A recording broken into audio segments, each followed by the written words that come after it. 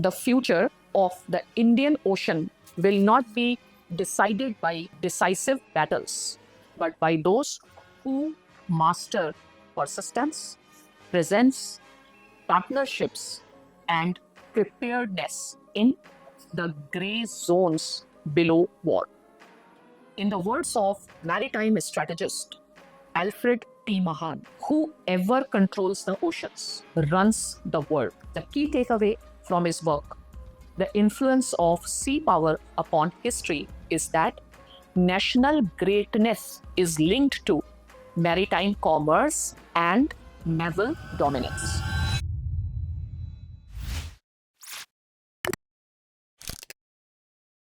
For India to achieve its strategic maritime vision, India established security and growth for all in the region, or what we call SAGAR, to ensure peace, stability, and prosperity across the Indian Ocean.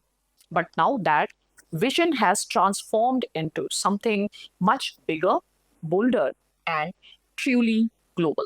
This is the evolution of the vision of India's maritime strategy. Back in 2015, India launched SAGAR, which meant security and growth for all in the region, a doctrine centered on making the Indian Ocean a zone of peace and prosperity. Launched in Mauritius, SAGAR was India's primary doctrine for a decade. With SAGAR, India positioned itself as a net security provider focusing on five pillars.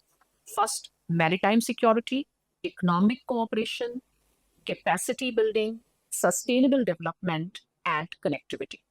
By 2018, India's focus in SAGAR shifted to a rules based order and stronger ties with ASEAN nations. Yet, even this expansion was just a stepping stone. Therefore, in 2025, India unveiled Mahasagar, which stands for Mutual and Holistic Advancement for Security and Growth Across Regions. The name meaning Great Ocean, signaling a shift from regional to global ambition. The core objective of Mahasagar included first, security as a first responder or preferred security partner rather than just a net security provider. Second, economic integration and blue economy to reduce regional reliance on China led economic models. Third, strategic containment through countering China's string of pearls and the BRI initiative by reinforcing partnerships with small island nations. And lastly, through capacity building, through technology sharing, concessional loans, and grants for infrastructure development. So, now to understand the need for maritime strategy, we need to understand the importance of Indian Ocean region.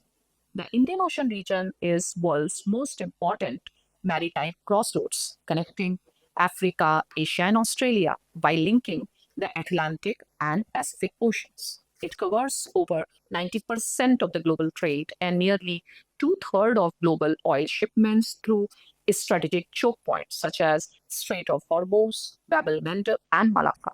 Today, the Indian Ocean region has emerged as a major arena of great power competition with regular naval deployments by the world's leading powers. At the same time, it faces growing challenges from piracy, terrorism, and maritime crimes. For India, whose trade and energy imports depend heavily on these sea lanes, a secure Indian Ocean is not merely an economic necessity, but a vital strategic imperative. Strategically speaking, nearly 20% of the world's oil shipment travels through the Strait of Hormuz, a significant choke point. Its vulnerability and overdependence was recently exposed during Iran and US hostilities in West Asia. The Strait of Hormuz crisis highlights the need for India to adopt a more proactive maritime strategy through a stronger maritime domain awareness, sustained naval presence, and deeper cooperation with regional partners. Most importantly, the crisis demonstrates that Maritime choke points are not just trade routes, but strategic leverage. The question now arises, why do we need Mahasagar?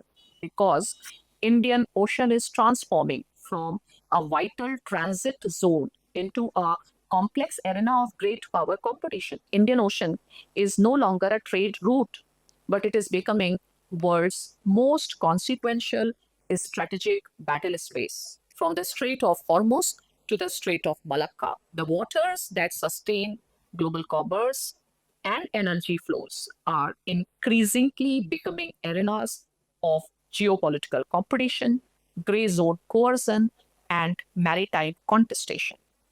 Now, the question arises that what are the emerging challenges to India's maritime security? First, with rising strategic contestation due to the expanding presence of extra regional powers.